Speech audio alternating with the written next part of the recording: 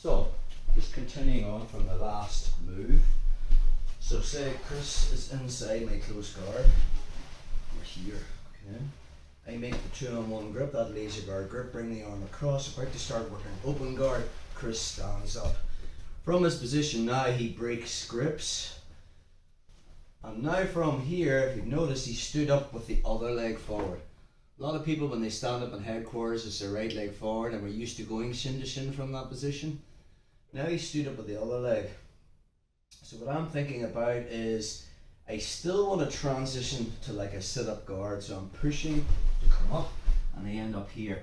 Now we can, yes, we know how to butt scoot back, go shin to shin, make the grip, get Chris's hands in the mat, and I can move back into single leg X, back into X guard, and starting to play the whole game from there. But possibly, Chris is driving so far forward with the knee, I'm about to get my chest put, or my back put on the mat, and I can't get shin to shin. My free left hand is going to underhook the leg is furthest away, and I'm basically pulling Chris on top of me, moving into like a deep half guard scenario. So two scenarios from here: this knee allowed to drop to the mat, which you'll look at in a minute, or this knee. So if it's in this knee, we're sort of in a deep half guard, so I still have that left hand deep underhook. My right hand is grabbing the pants here. Again, I want to keep this elbow tucked. If it's flared, Chris can underhook it with his left hand, and that's always a problem area in deep half guard. So you make the grip, my elbow's glued to my body, and now I lift this leg and put a hook in.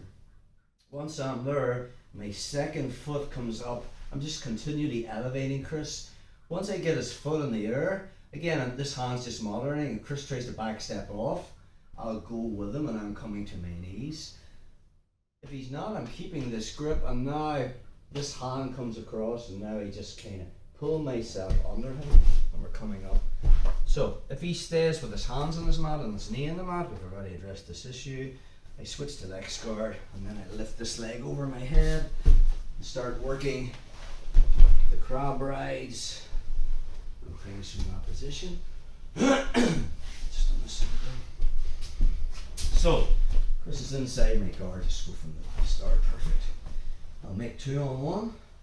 I open to start working into a working guard. Chris stands up. He breaks the grips, but now he's in this problem kind of other leg forward scenario. So again, I can push to sit up, but now he's driving into me. So again, if he drives into me, and when I kind of pull him on top of me, and this knee goes to the mat, let's look at that transition again. So I'm pulling him here, we end up on this side here, kind of like deep half guard. We just shuffle, move around this way, perfect. So we're here. So first thing is, I've got a deep grip with my left hand. Right hand's just going to grab the pants here. And again, I'm keeping my elbow tucked. Chris will probably want to get the underhook on that. That can lead to problems, so I keep this tucked. Even if he's reaching for that now, I'm just elevating him and using my hook.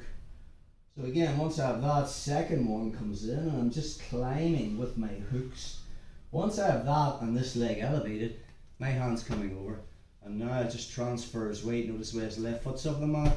I'm just going to extend to get that back on the mat. Now sometimes what will happen is he won't drop this knee to the mat, which means I'm just moving back into X guard again, and it just depends on the scenario. I can be pulling on this, finding that grip, pulling him down back into the last move as he postures, bosh, just put him down, and back into, over, under, passing again.